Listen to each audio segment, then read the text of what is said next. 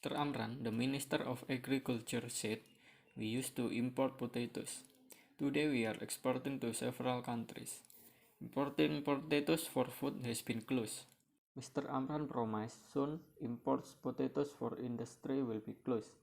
Mr. Amran said that in the era of Jokowi and Yusuf Kala, the Ministry of Agriculture had provided assistance to several regions in Indonesia for the agriculture and rural sector.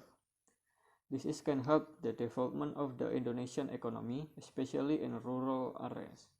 From the graph, we can see the capital and financial account surplus is smaller than the current account deficit, causing the balance of payment of Indonesia in the first quarter of 2016 to become a deficit of 0.3 billion US dollar. The position of foreign exchange reserve at the end of March 2016 was recorded at 107.5 billion US dollar, higher than the position of the end of December 2015 of 105.9 billion US dollar. Indonesia import in various sectors are still high. For example, potato import are also higher than its export. This has an effect on Indonesia balance sheet becoming a deficit. The non-oil and gas trade balance surplus in the first quarter of 2016 was recorded at 3.6 billion US dollar, higher than the surplus in the previous quarter. However, the non-oil and gas trade balance surplus in the quarter under review was lower compared to the first quarter of 2015, surplus of 4.3 billion US dollar.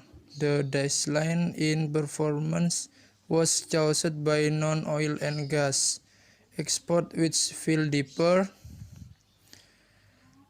-9.6% compared to the decline in non-oil and gas import 8.5%. Indonesian export and import in the form of fresh and processed potatoes. In 2016, Indonesian potatoes export level was dominated by fresh potatoes at 87% with 4.23 million US dollar, while imports are dominated by processed potatoes. In 2016, Indonesian import processed potatoes at 78.2% and fresh potatoes at 21.98%. So, Indonesian export more potatoes in the form of fresh potatoes. This caused the income from export not to be high because the sale value of fresh potatoes is quite cheap compared to Indonesian import of high value processed potato.